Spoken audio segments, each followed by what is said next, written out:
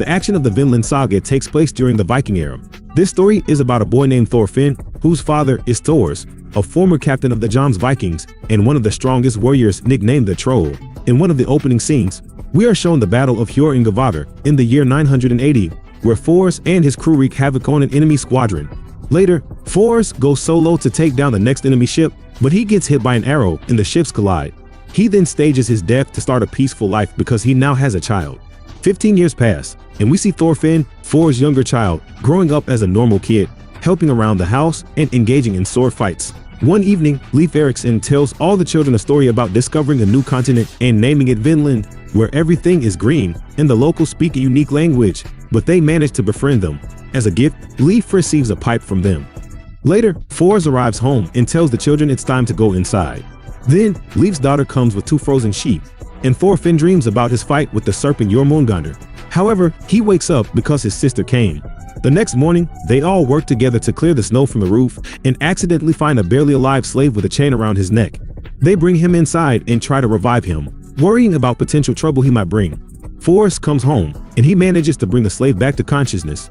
The slave reveals he escaped from Kettle, and Thors decides to take him in. The next day, hallucinations start for the slave, who refers to Thors and his family as his parents. Thors tells everyone about the fertile land, Blanca land, with abundant pastures and warm weather. He suggests the slave join them there with his family. Soon after, a man arrives and tells them that Halden is in the harbor, and Aldine says his slave escaped during the night but was stopped by your men. Aldine's warriors intervene, and Albert, in chains, stops the fight and punishes his warrior. Then, the leader enters Thor's house, and Thors asks how much his slave costs. Anton replies it's the price of 2 sheep, but Thors refuses to sell him, fearing the slave will be tortured in front of others. Taurus offers 4 sheep, but Halden insists on selling the slave for 8 sheep, to which Thors agrees. Albina goes to choose the sheep, but the next day, the slave becomes smart. The children play with wooden swords when they notice a military ship and urgently inform Thorfinn's father, Thors. Now, a huge ship arrives with Vikings led by Captain Floki, who needs Thors. It turns out Floki is the same person Thors served with before as a Roman. Thorfinn asks why they've come, and Loki explains about the impending attack on the Viking base and the looming war. However, Thors declines, saying it's not his concern, but Loki insists it's an invitation from the leader and views of the Vikings, Sigvold, and he won't accept refusal. Furthermore, Floki mentions that if Thors refuses, it would mean that Floki failed to carry out his orders, indicating they wouldn't leave empty-handed. Meanwhile, Leif tells everyone that the Vikings are some of the strongest warriors. Even the king couldn't force them to pay taxes. The Vikings announced a collection of men for their ship before departure. Floki reveals he's here for Thors, offering others to join him and Thors in the city of board. After the Vikings sail away, the youth in the village rejoice at being invited to war, but Thors is saddened because he couldn't refuse the invitations, putting all the villagers at risk. They start preparing the ships while the children train with swords. One villager brings a child with a broken arm to Thors, who treats it and learns it was done by Thorfinn, feeling sorry for the children hurt by his son's actions. Meanwhile, Thorfinn searches for weapons at home to be taken to war, but is stopped by Thors, who grabs the knife blade and asks why. Thorfinn says it's for his enemy, Aldine. However, Thors tells him he has no enemies.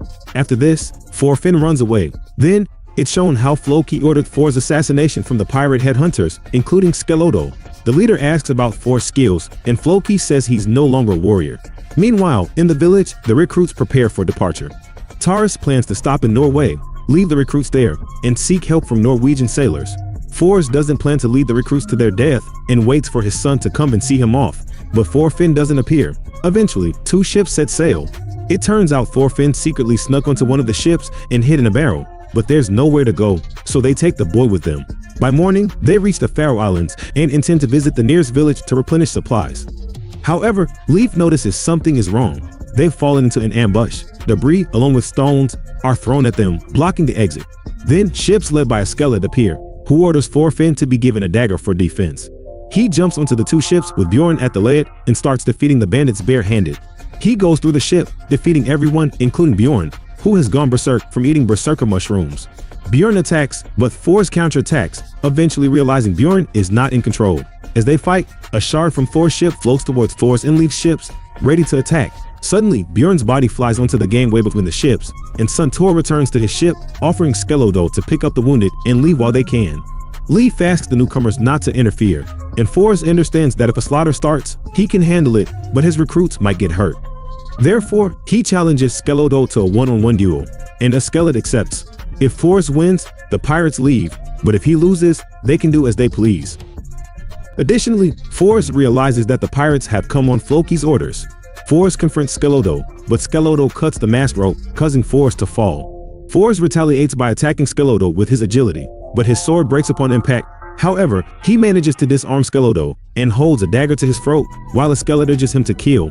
Forrest refuses, and Skeletor wonders why Forrest, who hid with such strength in Iceland, took so long to show himself.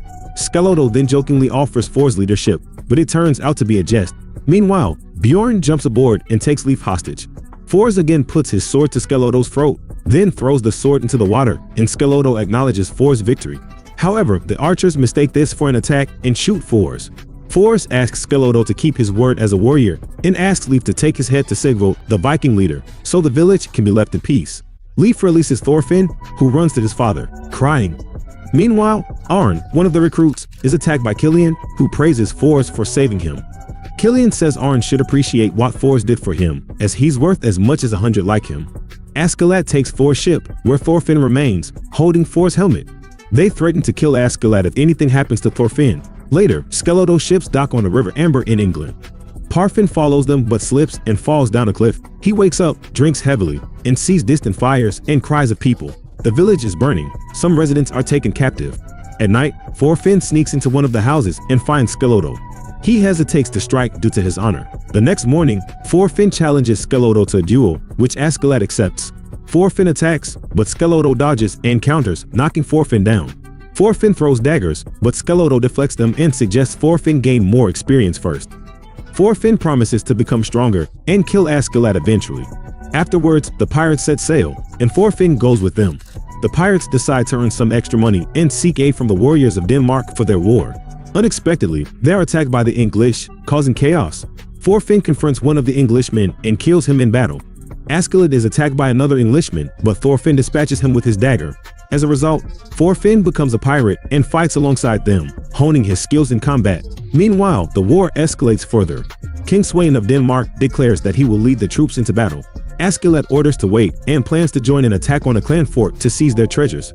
Skald asks Thorfinn to deliver a message to the leader of the attack, General Shabbat, proposing assistance in exchange for a share of the loot.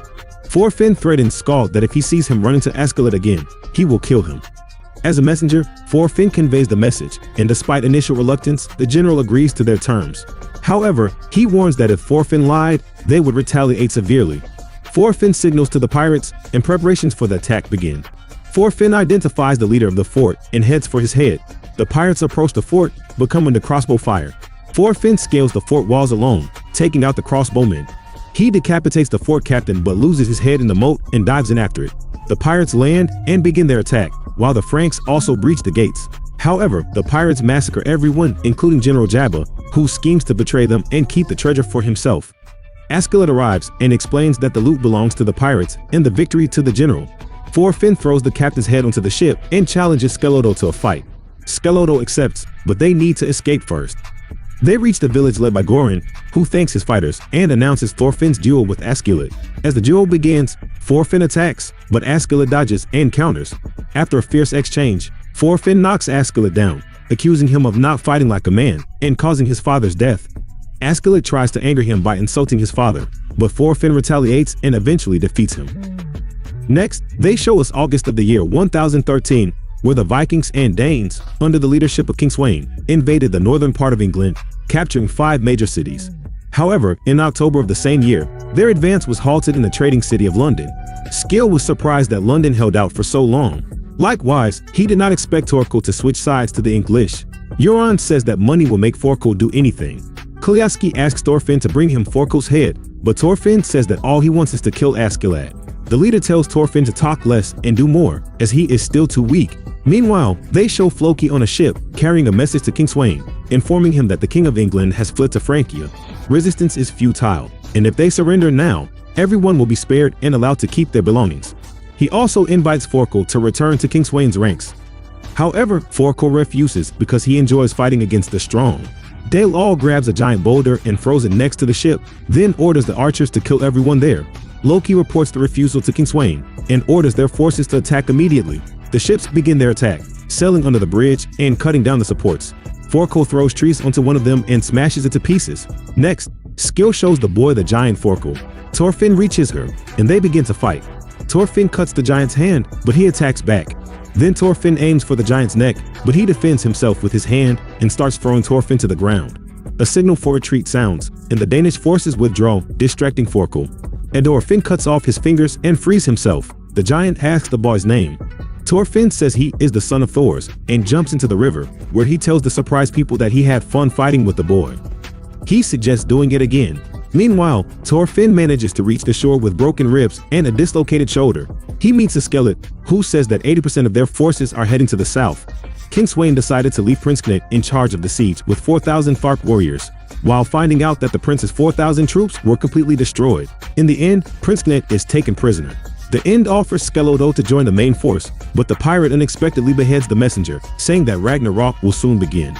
Askeladd asks to bury the messenger's body and says that they will go against Forkle's forces and rescue the prince, bringing back a huge pile of silver for him. Meanwhile, Forkle's squad follows the main force's trail. Forkle doesn't particularly like taking prisoners, but since the king rewards him for them, he wants to get the king's attention with Prince Knut. Suddenly, only El notices the surviving warriors of Prince Knut, who claim to be 2,000, although they are only about 400. They ask to release the prince. Forkle easily releases the hostages and then asks them to show him a good fight.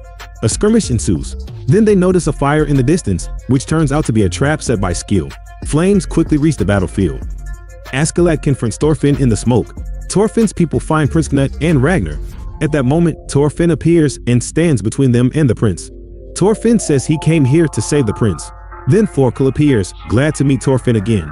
He has 2 questions for the boy. 1. Did they set the fire? And 2. Is he really the son of Thor's and Helgi? Thorfinn is surprised that the giant knows his parents' names. Forkle says he guessed that he was the son of the Roman troll Thors, which is why he is so strong. Thors was the only one in the world whom Forkle considered stronger than himself.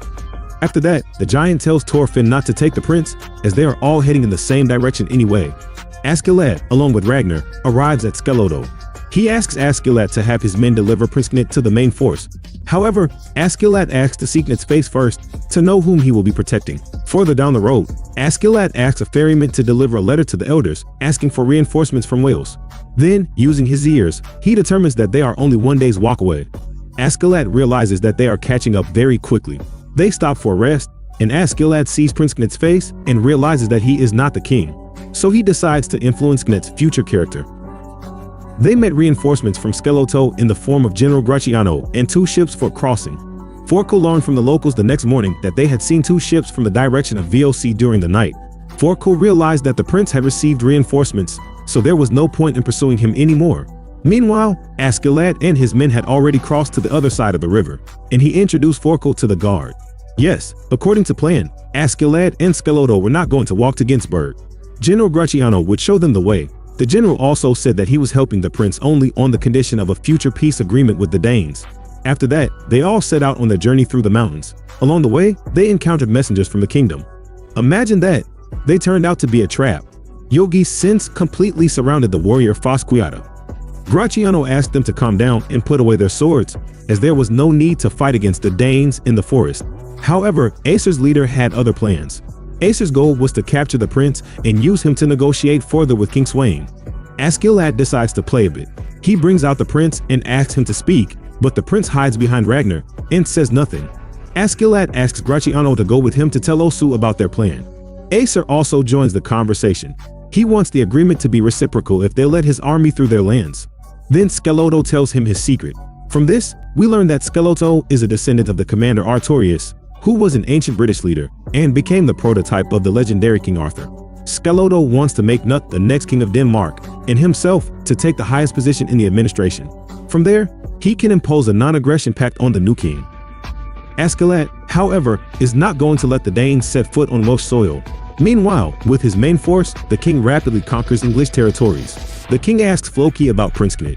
Floki reports that his army was defeated and there is no more news. Acer and Skeloto, meanwhile, agreed that they would surrender their weapons to the Danes and cross the border of Acer's lands in this way. After that, they would return their weapons, and they would go further. On the way, the secret is revealed why the prince has been silent all this time. He says he is silent not out of fear but because all his words have state significance, and without the king's permission, he cannot make promises or conclude treaties.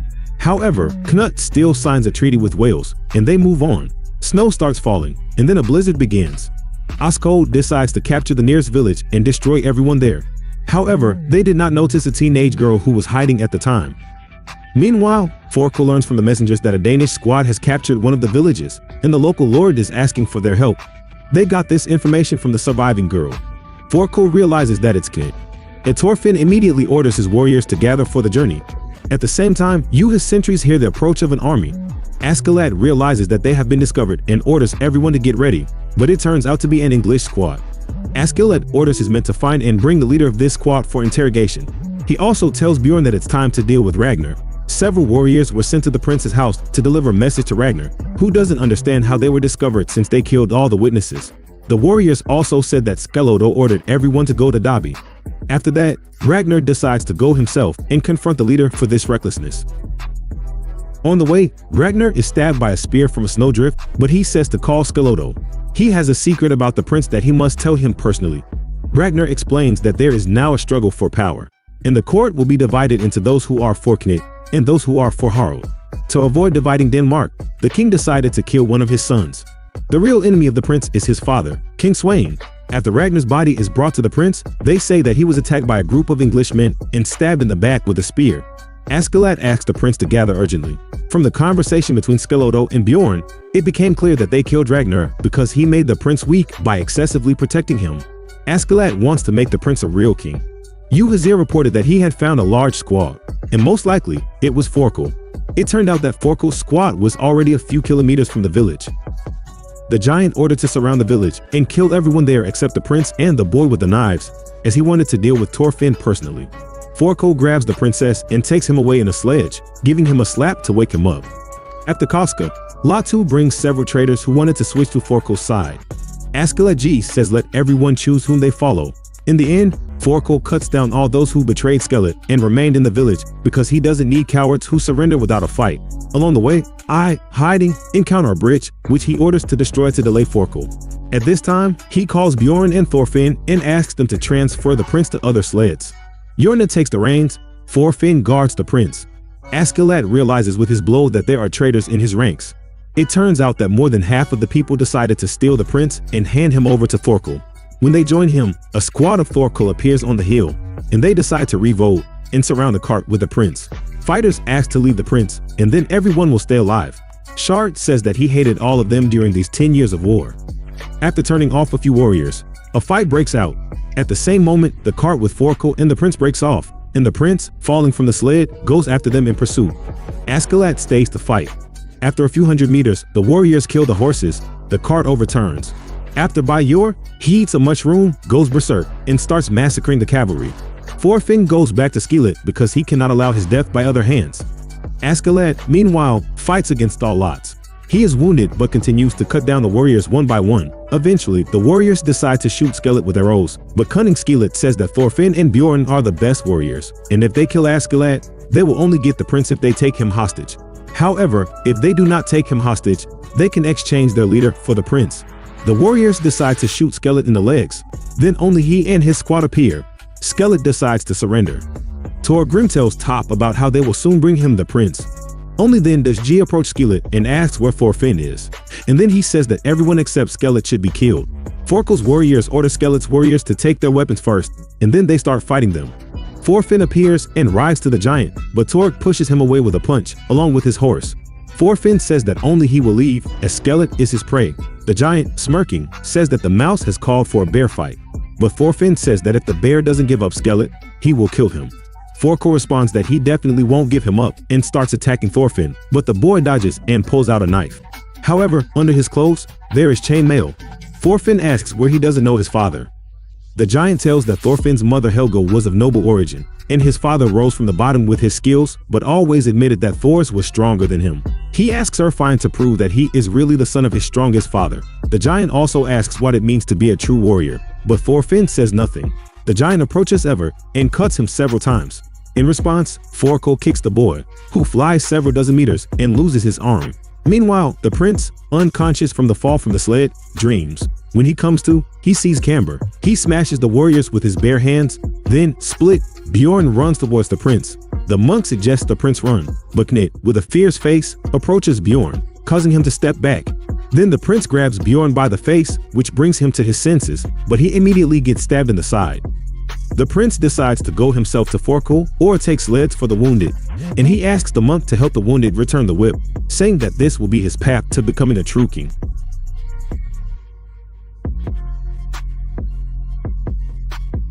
Next, we're taken back to the battle where Thorfinn regained consciousness after falling.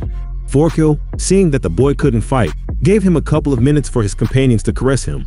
And meanwhile, Thorkel decided to tell Thorfinn about his father. Long ago, it turns out that only Thors and the MS were the commanders and the strongest warriors among the Vikings. Among the strongest warriors, Thors was always a head stronger.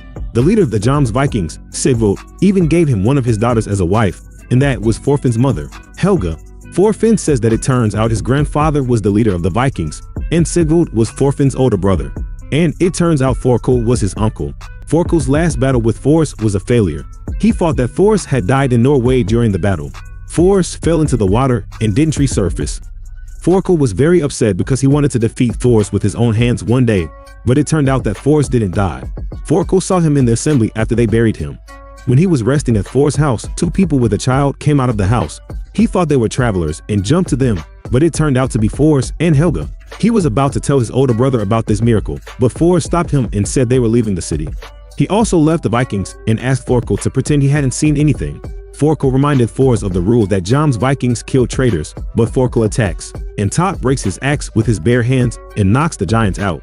After the story, Thorfinn decides to attack Thorkel again, but he is stopped by Askeladd, who tells him the plan to defeat the giant, as Thorfinn promised to release them all for victory over Arkell. The battle continues, and Thorkel fiercely attacks and knocks Thorfinn back. Thorfinn pretends to be super tired, while Skellid grabs Thorkel and knocks him out with a blow to the temple. They are about to finish off the giant when Knut appears and asks everyone to stop the slaughter. The prince says that if only the true leader shows his warriors an example. He asks to release Thorfinn and recognize him as the winner. The prince also says he needs sleds. Thorfinn, along with Skellid, as escorts. However, the warriors block his way, but the prince says that his father, King Sweyn, doesn't like him and is going to give the throne to his brother Harald. This existence of Knut only upsets the king. Thorkel realizes that the king hopes he will kill the prince. This is confirmed by the king. Then Thorkel asks what will happen next if he releases everyone. Knut says he will go to the main camp in Gainsborough to fight his father. Unexpectedly, Tork says he will help him fight against the king and follow the prince. However, if Knut is too soft, he will kill him. At that moment, Askeladd uses his technique and laughs, then approaches the prince and gives him a sword, saying that he is the one who killed Ragnar. But if the prince spares him, Askeladd is ready to take Ragnar's place. Knut says they will do just that. Now Knut's goal is to overthrow King Sweyn. A month passes. We see Florky, who met the prince with his squad. Knut asks why they meet him with weapons in their hands. Flacky says he received an inaccurate report that an enemy was coming. Then the prince asks to pass on information about his arrival, that he will come to the king in the evening. After that, the prince tells his subordinates that they cannot attack yet because they will be considered traitors, so they need to prepare. He asks Stork to go to the clan leaders and establish communication with Killaforn. Knut takes the prince to the king to study him and come up with a plan to overthrow Sweyn. They come to the king. The king asks them to come closer. At that moment, Tork notices about 20 warriors ready for battle, but Knut asks not to draw knives because whoever draws first loses this war. Then the three of them go to the king. The king asks them to kneel. Then he asks where Ragnar is. The prince answers that he died. After that, the king asks his son to take 10 steps forward. Seeing the prince's face, the king says he has changed and resembles him in his youth. In response, Knut says that the king should understand what's on his mind. Sweyn says he never thought his son Knut would be like him. After that, he tells them that in his youth, he knew his father and took the crown from him. He believed that this would save the country. However, after putting on the crown, he changed because it gave him power similar to that of a god. Knut asks if the crown ordered his father to kill his son. In response, the king calls his warriors, who surround Knut and the others. The king says he will send them to Ludovka to live in peace, but if Knut refuses, he will die now. Askeladd asks to give him the word.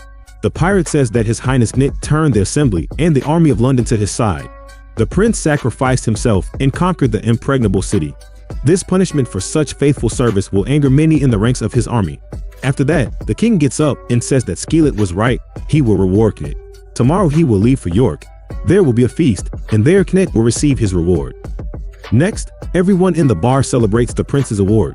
Youve asks if Askeladd can kill the king, and Askeladd replies that it will be difficult. Better to do as the king asks and wait for the right moment. Then Gunnar, Ragnar's brother, arrives, and the prince informs him that his brother is no more, asking him to spy on the king and report everything to the prince. Meanwhile, the entire clan begins to gather in the city of York. There, Shell accidentally learns about the skeleton from a passing ship. Suddenly, Skald says that the prince needs to die in the crowd, and a crossbowman shoots at him. The prince is shielded by shields, and Thorfinn finds and kills the assassin right in front of everyone. The guards initially think Thorfinn is the killer, but he denies it and explains that it wasn't him. One of the locals even calls Thorfinn Karlsæs, saying he's the one who defeated Longleaf. Thorfinn recognizes the kid, and after Thorfinn tells his story, they catch up. Meanwhile, the prince's body is pulled ashore, revealing it was a decoy, and the real prince is safe. Skald's decision to use a decoy in York was wise. Evidently, there are those who want to kill the prince. Later, they show Skeleton, who comes to visit Bjorn to check on him. He asks about Skeleton's leg, then says he'll join him tomorrow. They then show the king discussing Flaky's failed assassination attempt, which quickly spread as rumors. Skald tells the prince's entourage that he organized the assassination attempt himself to turn the rumors into reality and strengthen Knut's influence. The king won't be able to divide Knut and Thorfinn. Skald suspects Gunnar is the king's spy, and they need to be careful. This turns out to be true, confirmed by Thorfinn's surveillance. Then Thorfinn challenges Skeleton to a duel, with the prince as a witness, but first, Askeladd will fight Bjorn to help him go to Valhalla. Askeladd, however, has a change of heart and calls Thorfinn his only friend. Then he takes down Thorfinn, catching him off guard, and beats him up. The prince brings Thorfinn back to his senses and declares Askeladd victorious. Askeladd takes Bjorn's body and leaves, saying he chose him because he wanted to see who was best suited to be king. Meanwhile, Thorfinn, beaten, reminisces about his life and then loses consciousness. When he comes to, he runs after someone, thinking it's Askeladd, but it turns out to be some locals who wanted to teach him a lesson. Thorfinn overpowers them, but then the guards arrive and arrest him. Meanwhile, clan elders spread rumors, and the king arrives from the war. Everyone bows before him. The king gives a speech, glad that his son Knut and his old friend Thorfinn returned unharmed. He grants Knut power over the land and asks Thorfinn to support his son. Then, Sweyn wants to continue his conquest in Ireland, much to Askeladd's delight, but the king unexpectedly announces plans to attack Wales as well. He intends to destroy them both in the upcoming spring. Askeladd is shocked that the king is going against his plans. Floki notices Askeladd's concern and reports it to the king, who becomes very interested in what worried Askeladd. Afterward, Askeladd ponders how to solve this problem, while only asks how he managed to hide from him in Wales so easily. Askeladd explains that it's his home and his mother's grave, and it's his country. Thorfinn expresses condolences to Askeladd since Wales won't last long. Meanwhile, in prison, Leif comes to see him. He learned about his arrest from one of the merchants.